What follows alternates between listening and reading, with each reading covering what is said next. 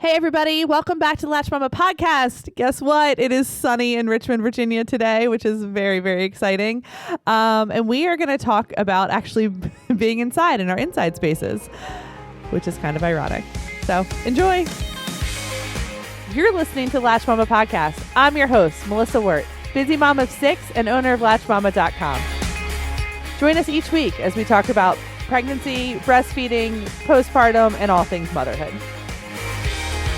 Hey, Leah, how are you? I'm doing well. Thanks, Melissa. Thanks for being here. So, guys, we get a lot of questions in our Facebook group about space inside, which is a really interesting concept to me. I think probably because I have so many kids right now and things are just so chaotic that organizing spaces, I'm sure, would help our family. But at the same time, it's like so far down on my list and we're just kind of surviving. But we wanted to bring Leah in today. She is an interior designer and we're going to talk a little bit about using our space a little bit better and a little bit more functional inside of our homes while still maintaining the beauty, because that's important too. So do you want to tell us a little bit about yourself and how you kind of found your way to what you're doing? Sure. Yeah, I started my company, Leah Walder Interiors, about 5 years ago after working in outside sales for 15 years. Okay. So it started as a hobby and quickly turned into a full-time job. So I'm having a lot of fun. It's a little more exciting than selling printing. Yeah. Wow. Okay. So your process, we were talking a little bit about this. You do work with a lot of families with young kids. I do. Tell me a little bit about some of the struggles that you hear or some of those pain points that people are having. That's a great question. I feel like a lot of families are struggling with organization, okay. Which I try to help them set up a system, but sometimes there's cases where maybe a professional organizer might be better suited. Yeah, absolutely. And we have some really great resources in Richmond for that. But I really like to talk through how you actually live in this space. Yep. So for example, your entryway, do you have a bench by the front door that you can store and stash shoes? My kids love that when they're coming through the door. At the end of the day, I have them take for a shoe free. Can we time out for a second though and say how old your kids are? Okay. Because I don't want anybody to think that they're like 2-year-old, although my 2-year-old puts her shoes away, but I am sure at 3 or 4 or 5 she's not going to. But okay, so full disclosure, my kids are 13 and 10. Okay. But also they do struggle with putting them under the bench. Yeah, they often end up beside the bench, but I can easily, if we have people coming over, I just tuck the extra shoes under the bench. Yeah. I'm a big believer in drop zones too. So if you have hooks that you can place by the door for backpacks, briefcases, purses, that really helps kind of collect the stuff so it doesn't end up strewn about the house. And I think that so much of this is for sure the way the house looks. And we're going to talk about that in a few minutes of like kind of what that does mentally. I know to myself when things are away and there's a little bit less clutter, and I truly feel like I parent from a more patient place when I'm not looking around and seeing clutter. Definitely. But also just the idea that I'm never on time ever anywhere, especially if I'm bringing my kids, because it's just, I can never, like somebody can't find a shoe or somebody can't find their jacket or, where's this, where is that? I'm a really big fan of the drop zones. And like our old house that we had, I tried to find a space for it. We had this smaller center hallway colonial, and I almost was thinking about making like the small living room when you first walked in literally just a drop zone, because at that point we had had 5 kids. And we had so much stuff, and there's activities and people coming and going. It didn't actually get there because we ended up moving, but now we have a really large mud room and hooks galore. So now the hooks are not organized. There are jackets, there are Halloween costumes, there are shin guards hanging from some of those hooks. I don't even care. But for the most part, we kind of know that if it is something that we need to walk out the door, it is probably on a hook somewhere. So I agree. Like, I think that having some sort of area that is designed for some of the things that you need shortly before leaving the house is a good thing. Yeah, and it doesn't have to be, a lot of these new homes that the builders are building have beautiful, large, spacious mudrooms. Yeah. But it doesn't have to be that. I mean, you can tuck a drop zone into a smaller space. I'm moving away from hooks because I feel like my kids, they just would pile sweatshirts and like 10 deep on these hooks. Oh yeah, that's my life. And For so sure. I feel like there's a benefit to if you can find clothes storage.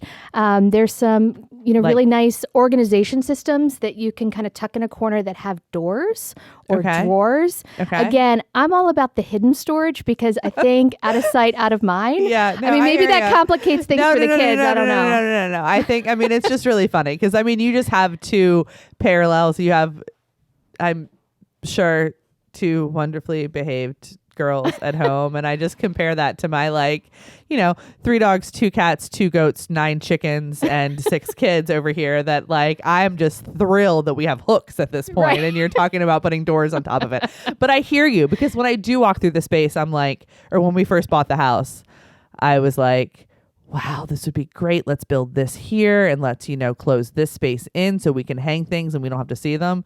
But then life happens and, it's not always practical. Yeah, absolutely. Okay, so what else?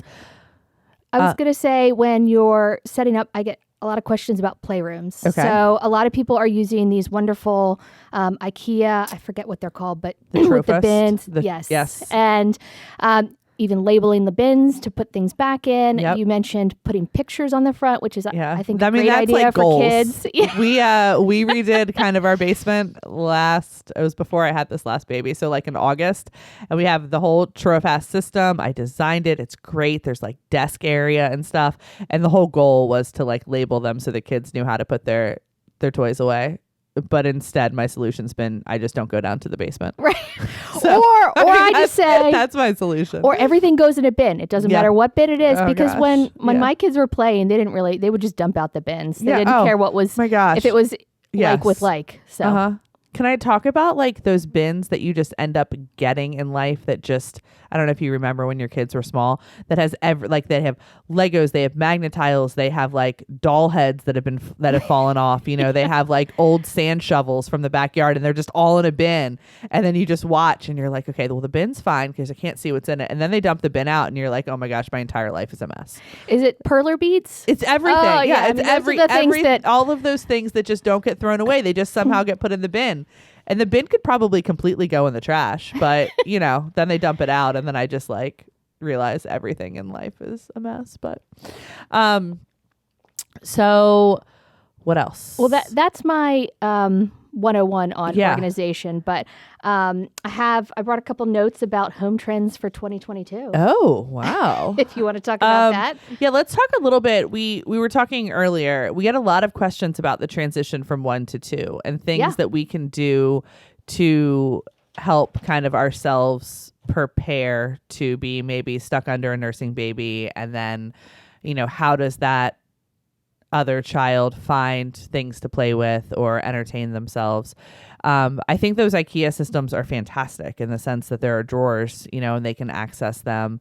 But do you have any other ideas in terms of how to create functional spaces that can allow kids maybe some more independence? Does that make sense? Yeah. So I think it depends a lot on the age of the kids, but say you have, a 3-year-old at home and a new baby, trying to create something on the same floor as you are. So you're not sending your 3-year-old down to the basement alone. Yeah. So tucking a little corner of your kitchen, putting a play kitchen, kind of separating a space for that older child to play kind of near you, but independently, I think is great. Sometimes, and these don't have to be permanent. A small kitchen you can tuck in over in your kitchen. I put in little train tables over in the corner of your living room. Just temporary setups that will entertain the kids, but don't have to live there long term. Yeah. So I would say flexible spaces. Things that can be moved down the line once they age out. Yeah. And I think we all need to start adopting. This is my thing that I do now. If you ever give a gift to another parent that has multiple pieces, give them something to store said gift in. So don't give a box of Magnetiles without spending the $3 for the plastic tub with a lid for those Magnetiles. Or don't give play food for that kitchen without also giving a basket to store the play food in. Sure. Which I know that sounds like a little extra, and we all know that I try not to be extra, but I can tell you that one step is life-changing because you can I know personally, like I said before, like the clutter can totally get to me. And Mm-hmm. with multiple kids, and as you add more, and as you're tired from being up all night with a baby, you don't want to pick it up, but you know you'll feel better if you do. But just having those special spaces for those new toys that they are getting, I think changes everything. That's a great idea. That's Well, I always say in the back of my head, a place for everything and everything in its place, which I think yeah. No, I mean, I know. it's a great in theory, it's great. not It's such a necessarily great theory. practice. Yeah, no, and I think it's really important. I laugh because it's not something I ever learned growing up. And Eric, my husband, always, it's his like, if we were to like go on like that marriage game where you had to like write down like what the biggest pet peeve is, his would be that like I don't put things back where they belong. Like he is very much like everything has a place, and if everything has a place, you're not going to lose your phone 10 times a day, Melissa, and you're not going to like not know where your phone charger is if you just always take the time to put it back. But I also think that's a guy versus mom thing where like I'm pulled in 17 different directions, and you know, he's a dude that gets to do, you know, a little bit more things without children around him. But anyways, no, I truly feel like it's such an important thing to teach and to try and do, because when you know where things are, it does make getting out of the house easier, and it does make like, you know, getting places on time, which lowers anxiety, which helps, you know, kind of all of us. You know, I also think there is something to be said for, this is, I don't know. Tell me your theory on clothes storage, especially for little kids. On clothing storage? Yes. Okay. Are you like a dresser person? Like, I mean, I'm sure a dresser looks better from a design perspective. I'm like I think it's probably because I've just created, like, I've kind of reached like max capacity, but I know I enjoy not folding the clothes and maybe finding some cool like bin solutions and stuff too, which I think also allows kids to put their own clothes away a little bit better than if they were to fold them and stuff. Like, do you have any thoughts on that? Or I'm kids' still bedrooms? struggling with that with 13 and 10-year-olds, but I will say my 13-year-old does Marie Kondo her drawers. Wow. So they're all folded nicer than my own clothes. But my 10-year-old drawers are a nightmare. So Yeah. I don't recommend dressers. I feel like hanging is the secret to success. Okay. Where and that might be more challenging for the younger kids to try to hang their own clothes. Yeah. But I feel like that's the easiest way to keep things together. You know, you can kind of hang some pants with a matching shirt. And so if you put the outfits together and then hang them, the kids can go in and dress And themselves. you can close that closet door. That's right. See, that's the whole thing. That's right. I'm all about the, can you shove this into a drawer, and can you shut a door, and can the house look appropriate for visitors, where there's like total chaos behind all of those doors. Well, and another stuff. thing I think about too, and this applies to home decor, is really thinking about the things we acquire and making sure that we're not, guess, getting stuck under a bunch of stuff. So with my kids, they're so lucky they get so many hand-me-downs. Yep. But we had to be really selective about what we keep, because I feel like in this case, the more choices they have, the harder it is to get dressed every day. Yep. So really curating, I think, your closet, also your home, only being surrounded by things that bring you joy, and a lot of hand-me-downs. We had when we first got married, a lot of wonderful family pieces that we eventually got rid of because there's only so much furniture and things we need. Yeah. And I think that's, for me, been the past couple of years really liberating, trying to get rid of the extra stuff that just feels heavy. Yeah. And honestly, like, I think, oh God, we can go in so many directions with this, and so many things that I have learned in the past 10 years of parenting. If you don't want your kids to have more stuff, ask for gifts that are experiences. Ask for sure. gifts that are, more useful. There's no reason why.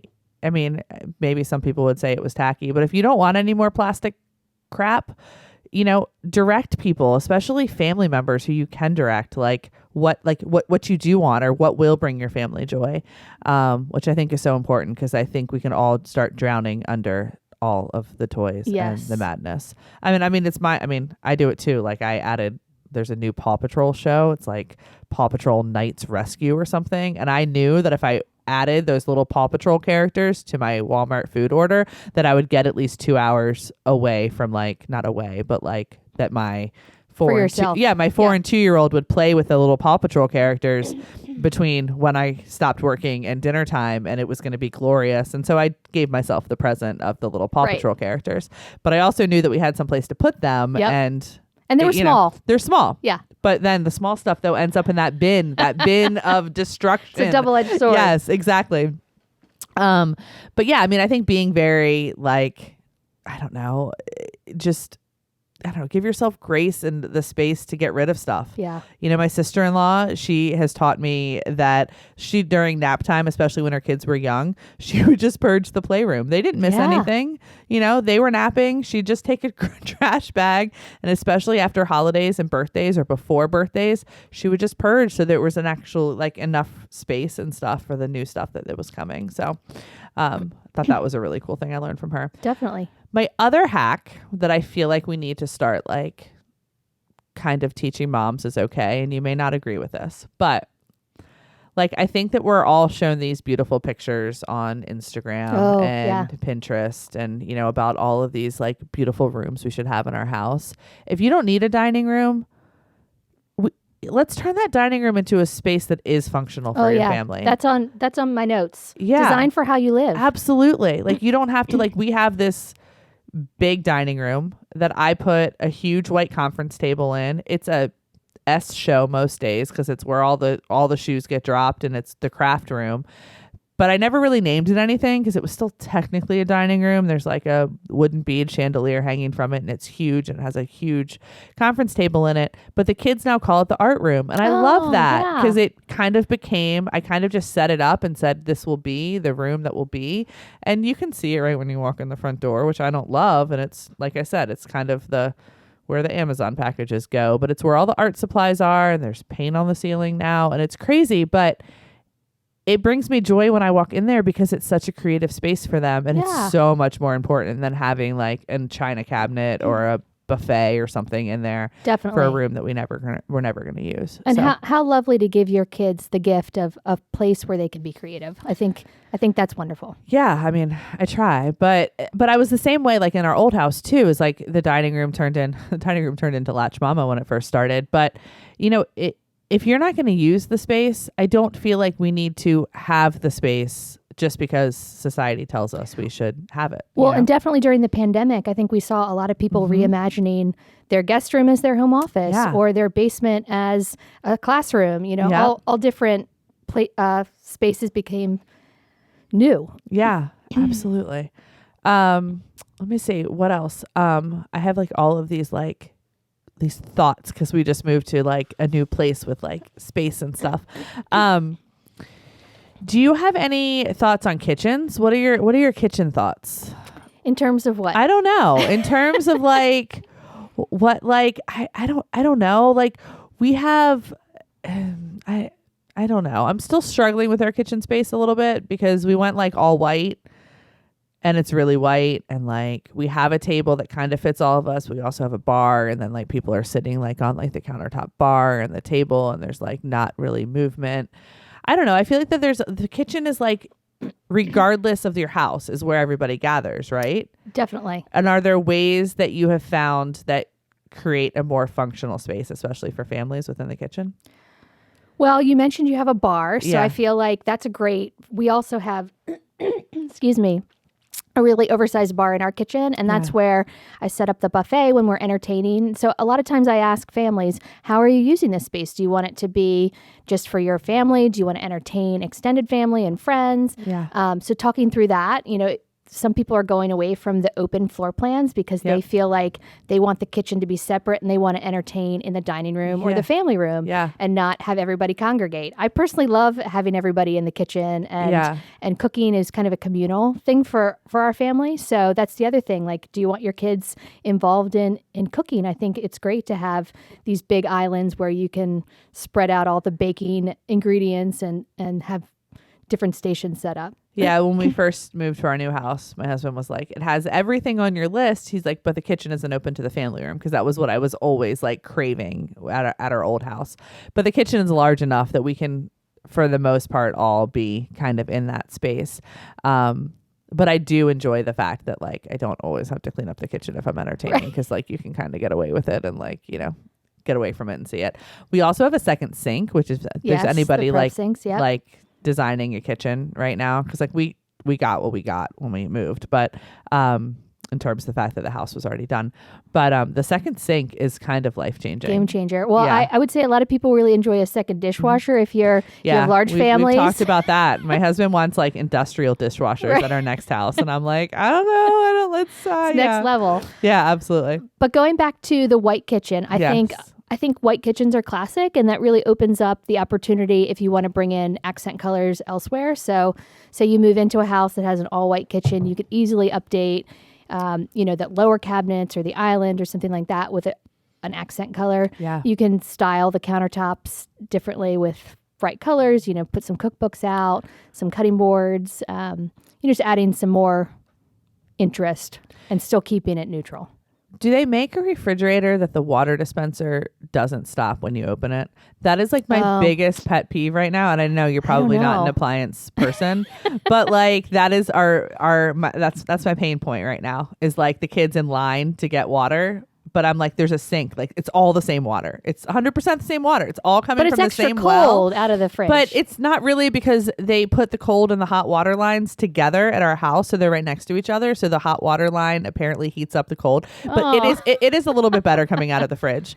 But like they get in this line, and then everybody wants to like open the fridge door. It's like big family problems. But that's like my biggest kitchen pain One of point my right favorites is the next to the sink, you have a pot filler or the instant hot, yes, which comes with the filtered Yeah. water. So train them if they put a little stool so they can reach, and they can get in the sink too. I'm sure that next week's pain will be different than this week's line of children and not being able to get in the refrigerator because they're all trying to get the water out. What else? How about outdoor spaces? Oh, those are big right now. I think a lot of people during the pandemic were entertaining outside more. Yeah. And so really investing in their outdoor spaces. Lots of hardscaping, paving and making bigger patios, adding either a fire pit or a fireplace that you build in. Screen porches are big right now. If you have a space that you can build out and have a little extra money in your budget, you can add living space outside. That's what we did right before we left our old house. We built this huge, like 3-season sunroom on the Probably back. sold helped sell your house. Well, we haven't sold it yet. Oh, okay. It's long. No. Long story. It was just my husband's childhood home, and he's not ready to let go of it yet. So we still have it. What we're doing with it, I don't know. But I have to say though that I had a baby. I mean, I had multiple babies at that house, but we've talked a lot on podcasts and stuff about like when babies are crying, like you either put them in water or you take them outside. Like having a screened in room or someplace that is bright and sunshiny, like in the immediate postpartum, of course, is great because you're trying to find like, happiness and light and stuff, especially when I have a bunch of like late fall, winter babies. But even just having a space that has like almost like a different airflow, I feel like is awesome for like those tiny babies, because like they think that they're outside, but they're not really. They're on a screened in porch.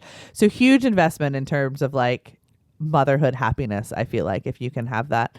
I also such little stuff, but like I feel like the little stuff is what gets us through the days. Sure. Do you remember like when you had like tiny ones? I do. And it's like, so I always dreamed of, like at our old house, we had a rocked driveway, like a gravel driveway.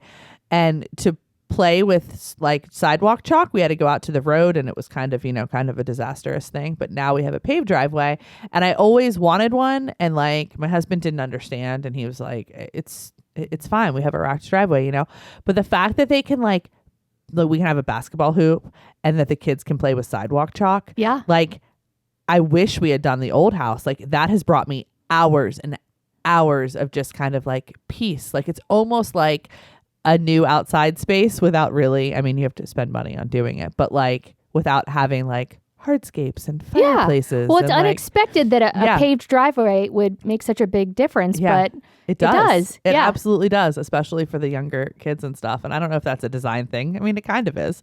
Well, but, it's something I've never considered before. Yeah, so. it's here I am. I am a design guru over here. But no, it really truly gives like a whole new aspect of the outside without really having to do a whole lot other than pave a driveway, which I know is very expensive. But cool. Anything else that you want to talk about? You know, I feel like it was funny because we were talking about having you on the podcast and I was like, are we really going to talk about like super pretty houses? And is that really on brand? Because we try and, especially in the podcast, kind of bring like, I know, authenticity back to motherhood, and not saying that perfect, pretty houses with all the shoes under the bench is not authentic, because for some people that is what their house looks like and that's what brings them joy.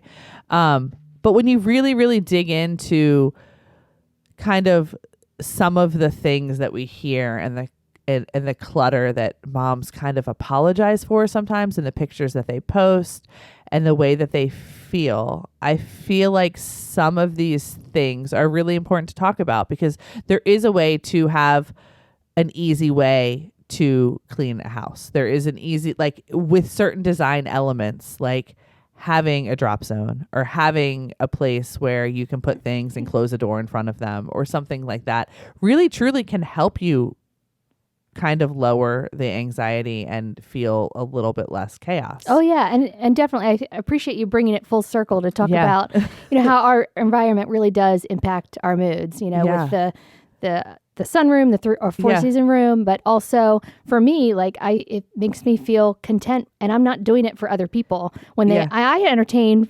3-4 nights a week with my neighbors are always coming over, and I feel completely comfortable if I have stuff everywhere that they won't judge me for that. It's more like on Friday night when I sit down with my husband, I look around and everything is where it's supposed to be. So it's really, I do it for me, but I understand there is a lot of pressure out there that you want your house to look perfect, but it should be for you. Yeah. It's funny though, because like my husband has learned that like one of the greatest gifts he can give me is like if I go out to Target or I go, run an errand or do something with a kid, if I can come home and he's encouraged the kids to pick up all their stuff and like pick up the house, it is like the coolest gift. And somewhere in our marriage, we've kind of reached the point where like, and I always thank him for it, but it is like the most amazing thing to like come into the house on a Sunday afternoon when it's just been like, a pandemic weekend, which I feel like we have weekend after weekend. And the kids have, you have one meal that you kind of clean up after, but then you have another meal and everybody's home and everybody's, doing whatever,